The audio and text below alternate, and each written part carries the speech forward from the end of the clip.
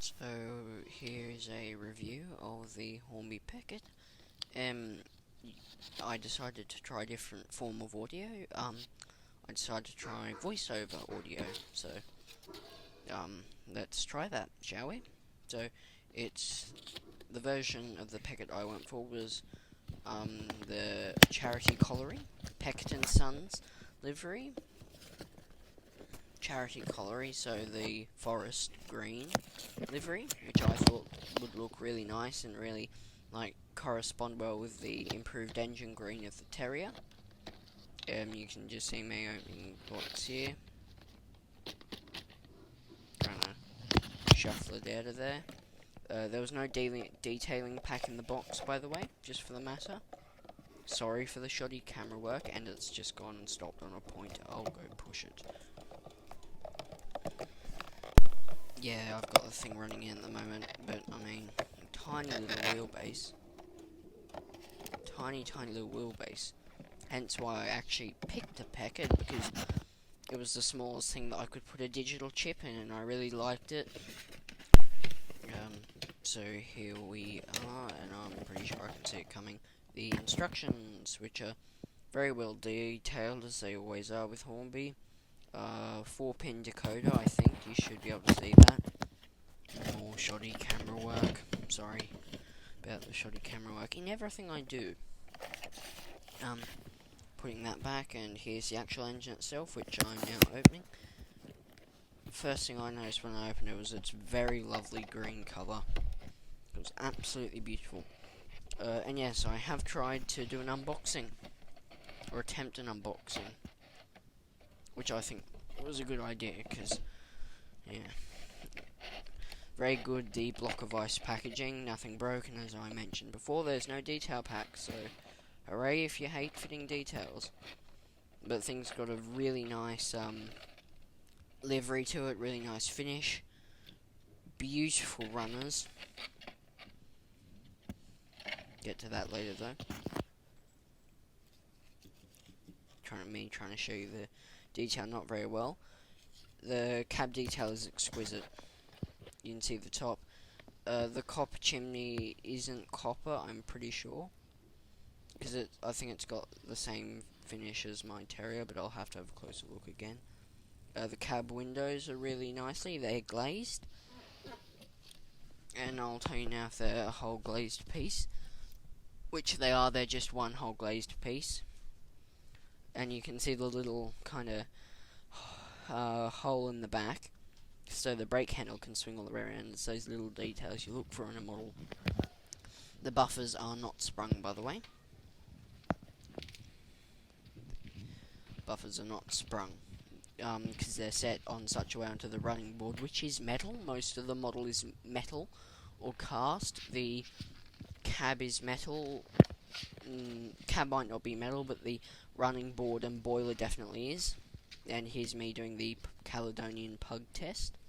I like to do, because the Hornby 040 is the most common of all Hornby engines, so you can see it's pretty much dwarfed by it. I did a test with the Terrier, and it's dwarfed by the Terrier, not in height, but certainly in length and literally every other dimension. So here it is. Looks so much better on the track.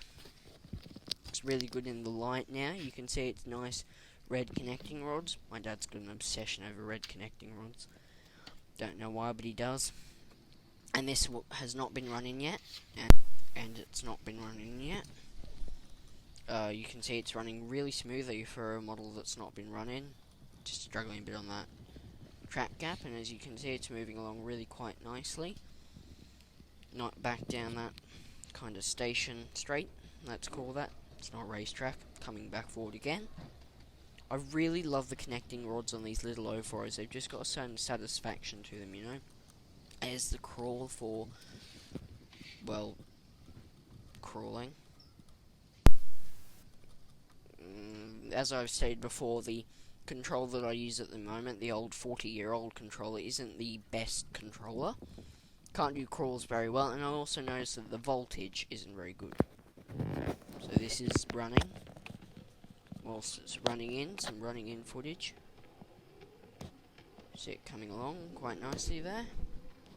Rounding the bend, and I'll just shut up and let the video speak for itself now.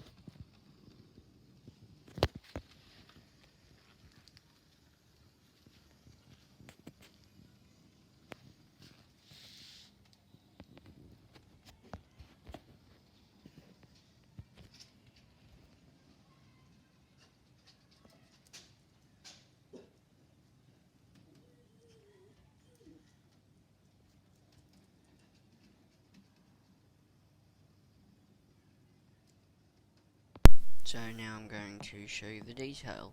The copper chimney is not copper, but the tanks and running board are metal. Can confirm that. Just a bit of side rods. Very close together, the wheels, very small wheelbase. Great for shunting that out. You can see the separately fitted lampines on the back, and the rear windows are separately glazed, unlike the front ones, and the buffers are not sprung. As I said before, they're set on the chassis in such a way. The front isn't all that detailed. It's pretty good though, but like no colour apart from some nice lining on the buffer beam. Separately fitted hooks, and the couplings are NEM. Just some toolboxes on the side there, mostly the same. Yeah, sorry for the very large line focus. Anyway, you can see the builder's plate, some handrails which are separately fitted. It's a very good model for what you pay. You can see the cab detail a bit better there. You can see all the separately painted valves and the brake. Yeah, there's some very nice sanding gear on the side, you can see. Maybe not, you can see in the shadow. The connecting rods are very nice and fine. The builder's plate is just printed on there, but it's printed nicely and it is legible. I'll show you some running now. So this is the running. It's just hauling a 2-coach, 2 LNERT coaches, and this thing is very strong. It doesn't show the strain at all, probably thanks to its weight. And if you have a look, it goes over points, and I'm pretty sure in this it stalls in my yard area a bit, but I don't clean that. And it only actually stalls once on the line, so these are incredibly, stupidly consistent for their wheelbase and how small they are.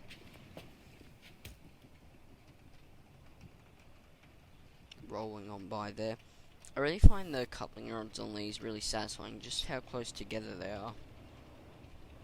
Yeah, you just see these, you saw these all the time in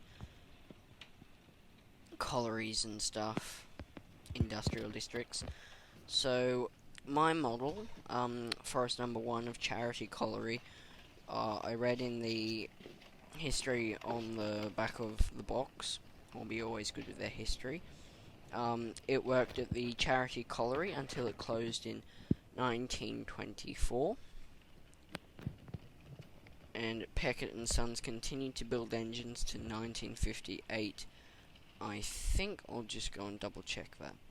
Yes, the engines were built until 1958, while Peckett and Sons were.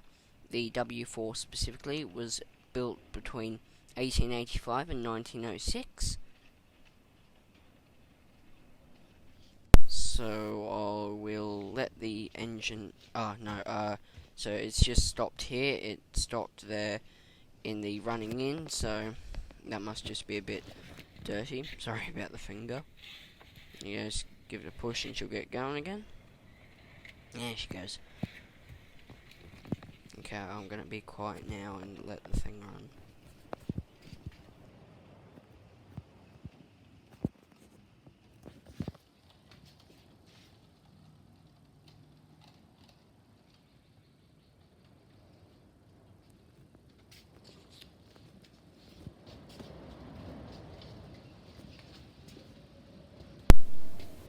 Now I'm pretty sure, yeah, now I'm going to uncouple the coaches with an uncoupling tool that's not a very good uncoupling tool, so I'm not using it again. So I'm going to uncouple the engine and we're going to shunt the coaches into a siding and collect a small pickup goods train.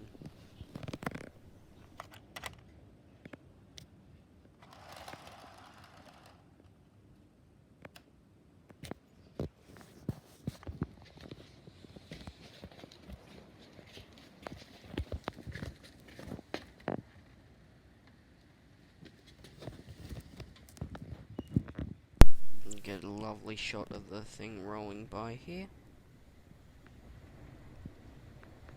Runs really slowly, the Peckett. Really nice, and I'm sure the B2 is all the same, but I needed something as small as possible, and I didn't really want to get a pug, because they're not DCC readies, but this was. There it goes.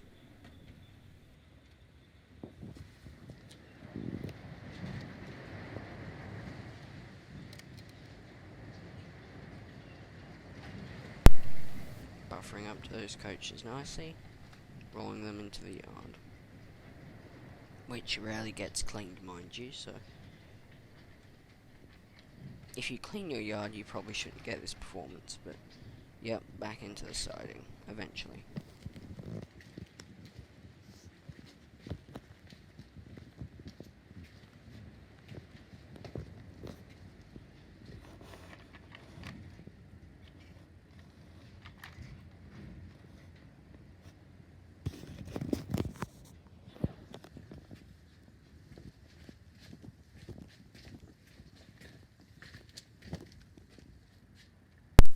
Rolling out of the siding there, back onto the main line, nice and calmly.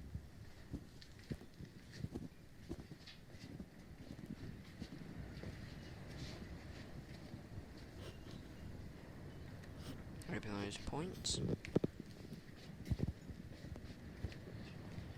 She'll come back and take the pickup goods and she'll just run them along line for a bit.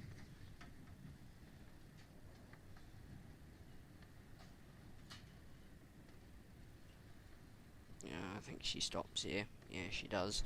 Anyway, I have to shut the points anyway, so that's just convenient. Not normally convenient, but that one was. Towing little 5-plank wagon, box van, and the southern 4-wheel coach.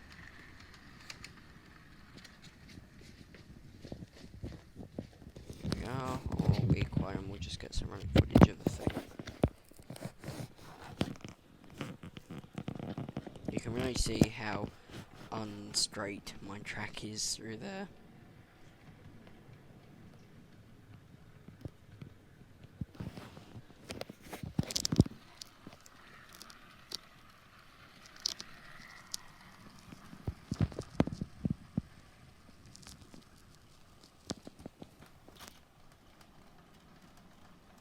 Don't know why, but the iPads have poorer quality the closer they zoom in, so yeah, not very good for detail showing, but for running they're alright. Well, goodbye, thanks for watching, like, and subscribe, bye.